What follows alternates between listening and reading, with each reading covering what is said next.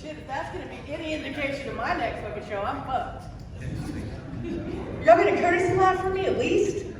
This is a tough game. Just give it up again for Muhammad. This is no easy task up here. I know we make it look easy, but it's really not. So I'm gonna go ahead and insert myself here. For those of y'all that don't know me, my name is Jana Wilson. Yeah. And it was around January when I decided that I was going to try open mic. Y'all have a very good night. Good job. Nice. Hold on, let's go ahead and see them out. Hate to see you go, like to see you leave. Hate to see you go, like to see you leave. That means he has a good ass. I mean, y'all can use that. So, once again, my name is Jana Wilson. And it's interesting because I started doing this for the fuck of it. Like, I was like, somebody said I was funny. And I was like, oh, really? And I was like, he was like, man, you should try it. And I was like, all right. So I called Ali, which he was next in the blind comedian. I guess, you know, those women. I think she told him he had to go. He could not go up on stage, so he did not perform tonight. But Ali and I go way back. He's actually the bald comedian, the blind comedian.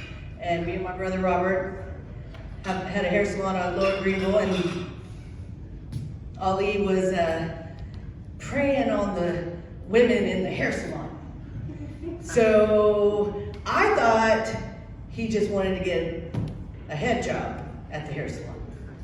And yeah, we had lay down shampoo bowls, so you really did come in and get a head job. And I was kind of wondering, I was like, am I a badass? Like, I can get a bald guy to come in and pay me some money?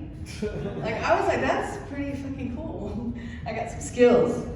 So I thought I had skills until I realized that he was really scoping out Michelle, and I think they're 10 years in now, so they're still together. So he scooped up one of our ladies, she quit, and now they're together, so they're there. Yeah. So he's not here, maybe he'll watch the show. So yes, look at my hair, isn't it great? So my brother Robert did my hair this evening over there off Henderson, and I was sitting out front, I could see in the window that he was still working on this hot-ass guy, and he was white. I know I like my chocolate secrets, but boy, he was a handsome man. So I was looking in the window, and I see him finish styling him, and the guy comes out and hears a step, and he like damn near skips and fucking clicks his heels. He was fucking happy as shit. He fucking loved his haircut, and nobody was watching, right? I was sitting here in my car, he's coming out like clicking his fucking heels and shit, like happy. Like, my brother is the shit when it comes to hair. And that's not a shameless plug because he doesn't even have room for anybody else. So I like getting up here talking about mental health. So, yeah, I know, right? So, you know, I was told that if I'm gonna get up here and be a comedian, I need to get 5 jokes, and I need to get those 5 jokes down and fucking be played out. Like, I couldn't even imagine coming in here telling the same shit over and over and over again. So I decided not to be a comedian, and that I was just gonna get up here and be an advocate for mental health and tell y'all that you should show up for yourselves 1 hour a week. You don't even have to do squats, right? So I mean, like, there's mental health, physical health, that spiritual health. I hate those spiritual jokes. Who is a dumbass comedian that talks about God? Like, seriously, like, who's gonna dog on God and want y'all to laugh about it? Like, that really throws me off a little bit. So I'm over here at the hair salon, then I'm gonna go back there. Oh, and by the way, I totally improv. If I try to plan, it doesn't work. So I get up here and I just channel. I'm just fucking channeling from somewhere. And really, I'm channeling from my 20 years of therapy. See, I'm the comedian for ADD. Yeah, just fucking skip around and shit, because I do have a story I'm gonna come back to about that hair salon. But y'all need to know about the mental health thing, because 1 hour a week, you don't have to do squats, just show up for yourself, talk about it. Like, you know, at one point, I thought I was the only one that came from childhood trauma, or from trauma, right? Let's just say trauma. Hate to tell y'all, but now we all come from trauma from the pandemic, so at least you heard it first here. You know, I'm kind of like start breaking the ice. You're like, oh, I remember that chick. She was talking about complex PTSD. What's CPTSD? All right, thanks for asking. I'm about to tell you.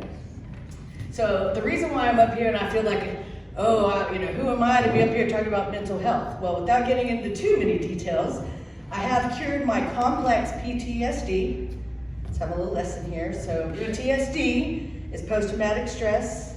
It does happen, in the military, of course. I mean, how does that not happen? But it also happens in the household, believe it or not, when you're a kid.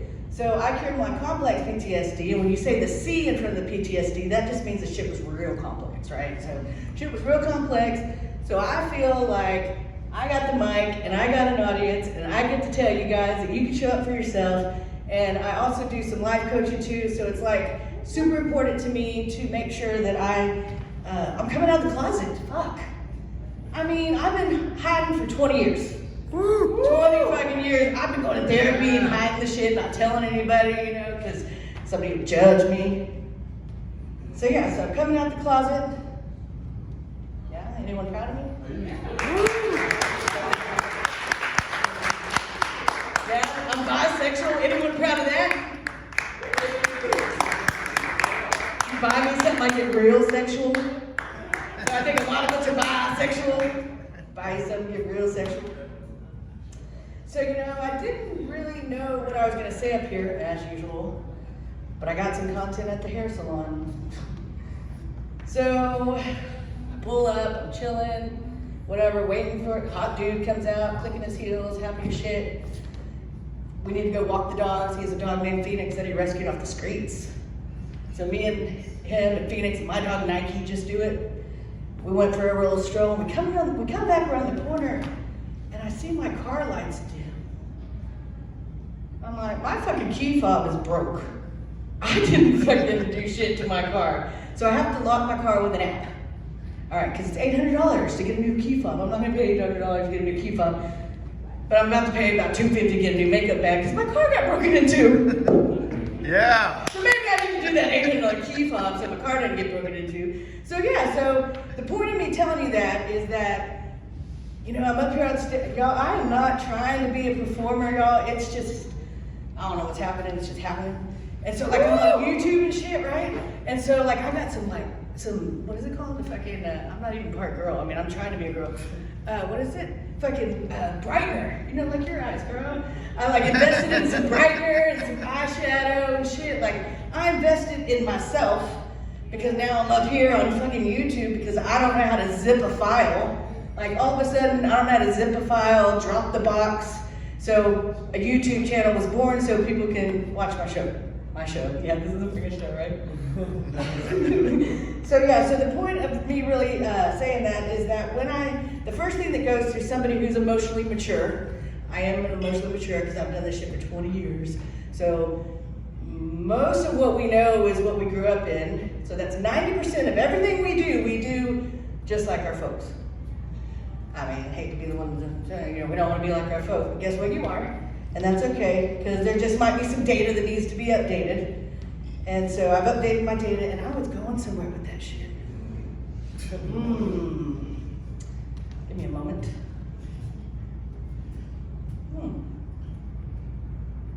Yeah, dude, I knew I was gonna choke at some point. Well, fucking the choking right here. Seriously, I knew there was no way I'm gonna get up here and not lose my words.